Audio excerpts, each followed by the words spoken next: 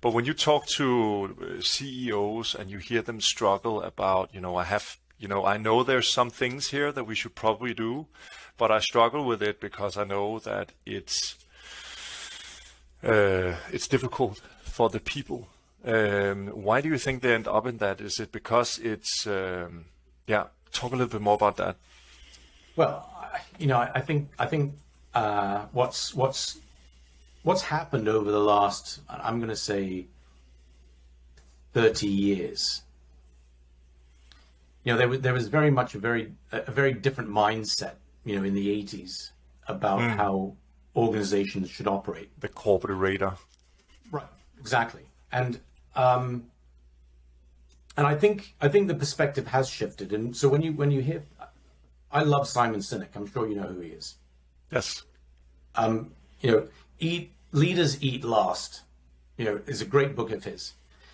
And I think culturally within organizations, what they've recognized is that, yes, there is always, there is a mandate, quote unquote, to operate profitably and to make sure that, that the business, the integrity of the business is built on, firstly and foremost, making sure that you're getting the right culture in place, because the right culture will enable productivity, and productivity will allow growth, and then you can better serve your customers.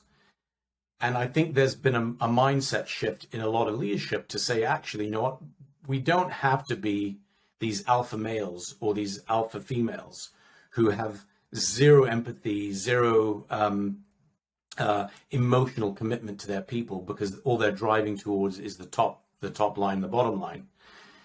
I think it's now become accepted practice that it's okay to have a high level of emotional quotient, emotional intelligence in the business. Kind. Right. To be able to get to that level of performance. And that's relatively new in leadership in the last, I would say even the last 15 years, that's become a dimension, a characteristic of good leadership, as opposed to being the alpha who doesn't care about anything other than that metric. And that's definitely shifted. So because of the nature of an individual who has a high, I fundamentally believed at one point in time that I'd never met anybody else stupider than myself. And then you met me. Well, here we go. I wasn't going to tell you that, Robert. Right?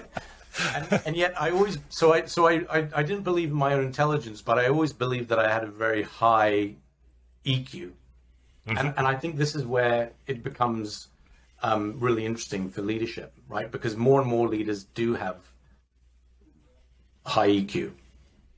And so therefore their propensity is to be naturally more interested in people and the well-being of people. And that's where this conflict comes, right? Where do you think, how do you think that changed? I'm wondering, because it's, I buy all of it, and we see the business benefit from the way that we view it, or that I view it, is always like, you have, as a leader, so often when you are presented with choices, there's the right choice and the easy choice, right? And that's like, that happens so often.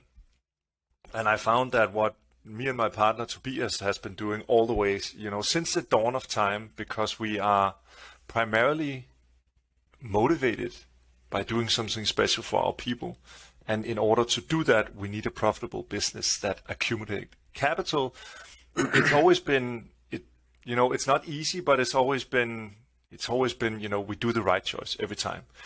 And it seems now, when we've been doing it for, several years, that the accumulation of doing that is what leads you to have a really strong culture. It's what leads you to be able to have a strong brand. It's what enables us to hire really nice people, keep them around for a long time. And then that turns into a real business advantage in the market, because it just means that we can do stuff that many organizations cannot. higher quality, more motivated employees, etc., etc., etc. But there's a lot of the metrics fundamentally in a business that have changed.